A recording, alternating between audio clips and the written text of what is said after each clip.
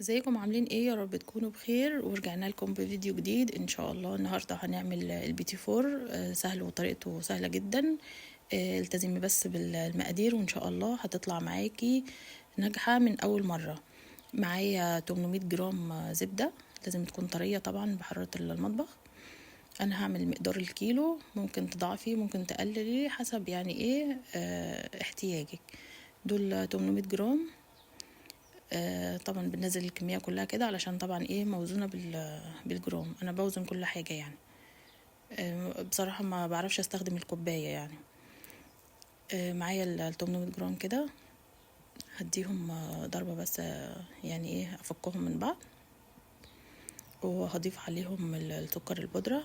معايا 320 جرام سكر بودرة دوت، يعني بستخدمه للكيلو. ممكن مثلا لو هتعملي نص كيلو يبقى 400 جرام زبدة، وتحطي عليهم 160 جرام سكر بودرة. كمية البيض بقى ديت لازم تكون مهمة. أنا بعمل بصفار البيض بس. لكل كيلو بحط له 8 صفار بيض. يعني لو هتعملي مثلا نص كيلو هتحطي 4، ربع كيلو هتحطي 2. كمية الصفار يعني بتخليه ناعم جدا، ومش بيبقى جامد كده بيحجر معاكي. حتى لو ايه لو سويتيه ايه زي ما انا بقى ايه بديله ايه اللون الحلو ده. طبعا مع كل بيضة بحط رشة فانيليا. ده كيلو دقيق، ده سنبلة الفرات. انا بستخدمه طبعا معاكم من اول ما عملت نواعم العيد. حلو جدا وبيديني نتيجة كويسة جدا. طبعا الدقيق لازم يتنخل علشان ايه يديكي العجينة هشة وحلوة. وفي نفس الوقت يعني انا بحب انخل الدقيق برضو. اللبن بقى يعني ما تبالغيش ايه في حط اللبن. انا حاطه 8 معالق، يعني بصي شفتي 8. ما حاولي ما تكتريش عن كده، لو كترتي العجينه بتطري منك، فبتضطري بقى تحطي لها دقيق تاني او كده. فايه يعني ايه التزمي بالمقادير دي طبعا ايه كده خلاص العجينه بقت تمام معايا. لازم تكون العجينه بتلزق شويه، لان انا هستخدم القمع. لو هتعمليها بالمكنه يبقى ايه زودي معلقتين دقيق كمان. اما بقى لو هتعمليها بالسابليه، لو مثلا ما عندكيش قمع او ما عندكيش مكنه، برضو بتعملي العجينه زي دي كده بالظبط. بس الدقيق بتضيفي ايه دقيق كتير، لان بتفضلي تعملي تعجني في العجينه لغايه ما تعرفي تشكليها على يعني ايه تعملي منها الاشكال. بتفردي كيس وتحطي قطعه وتفردي عليه كيس برضو عشان ايه ما تغلبكيش في الشغل. انا طبعا عملت الاولانيين دول تجربة برضو علشان ايه اشوف العجينة هتفرش معايا ولا لا. بس دول ايه حجمهم كبير. انا بحب البيتي فور او اي حاجة بحب اعملها من نواعم العيد بحب اعملها صغيرة. طبعا انت الحجم دوت انت اللي بتتحكمي فيه براحتك يعني. ممكن تعملي كبير ممكن تعملي صغير. انا برضو اول مرة استخدم القمع، بس برضو نتيجته كويسة جدا. زيها زي المكنة يعني. وهنا طبعا عملت الكيلو تاني، بس عملته بالشوكولاتة. بتشيلي 5 معالق دي لو هتعملي مقدار كيلو، وبتحطي مكانهم 5 معالق كاكاو. بس يعني ايه لازم يكون ايه نتيجة كويسة. دي التشكيل بقى يعني انتي وذوقك، المتاح عندك واللي بتحبيه حطيه. يعني انا عملت الشوكولاته البيضاء والشوكولاته الغامقه ديت، والحشو من جوه حطيت ملبن.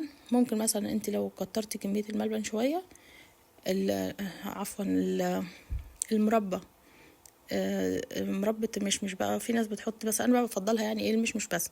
في ناس بتفضل تحط مربى الفراوله عادي. يعني ايه انت والمتاح عندك. ممكن تكتري كمية الفراولة وتستغني عن الشوكولاتة خالص، يعني تحطي شوية كتير وبس. يعني ايه تلفي بس فيها البيتي فورة كده برضو بتدي شكل جميل جدا. ممكن بشوكولاتة بيضة بس. يعني الفرماسيل برضو كان موجود. وعملت شوية سوداني مع شوية عين جمل. برضو كان طعمهم جميل مع بعض. اديتهم تحميصة بس خفيفة في الفرن كده، وحطيتهم في الكبة، لفيتهم لفة صغيرة عشان ايه ما يتهرش منك. ودي الشوكولاتة البيضة برضو يعني ايه هي تقيلة شوية بصراحة عن الشوكولاتة التانية، بتبقى طعمها تقيل شوية، فانا بحاول يعني بقدر الامكان كنت بخفف منها شوية. والتشكيل طبعا برضو يعني ايه حسب ما انت عايز. التسوية ديت بقى لازم تسويه على درجة حرارة هادية، يعني ايه من 160 ل170 حسب ايه سخونية الفرن عندك. يعني لو الفرن بيسخن قوي ممكن تحطيه على درجة حرارة 160. وانتي بتشكلي ما تشكليش في نفس الايه المكان اللي انتي قاعدة فيه جنب الفرن، علشان العجينة ما تسحش منك. يعني انا العجينة زي ما طلعتها زي ما دخلتها، لا حجمها زاد ولا حجمها قل، لان طبعا لا فيها بيكنج باودر ولا فيها اي مادة رفع. حتى البيض انا شايلة منه البياض. البياض بيخلي البيتي فور ينشف شوية وبيديني طعم العجينة